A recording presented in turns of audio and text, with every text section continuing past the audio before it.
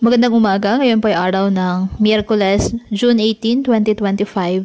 Update muli tayo sa lagay ng panahon.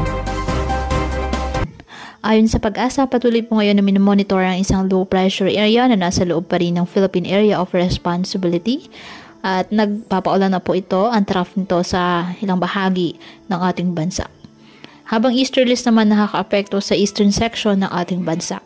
Sa ngayon, patuloy natin na i-monitor ang magiging development ng nasabing low pressure area. Dahil ayon sa Pag-asa, mababa sa ngayon ang tsansa na maging bagyo.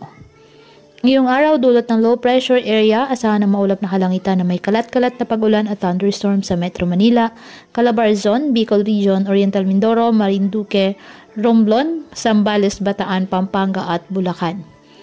Asahan naman ang maulap na kalangitan na may kalat-kalat na pag-ulan at thunderstorm sa Isabela, Quirino at Aurora, dulot naman ng easterlies.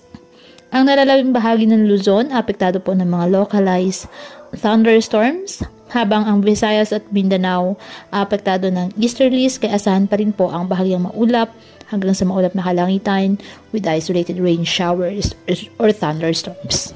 Patuloy po na maging handa sa banta ng mga biglaang pagbaha at pag-uho ng lupa at palaging umantabay sa iba pa nating weather updates at sa updates po ng Pag-asa hinggil sa lagay ng panahon.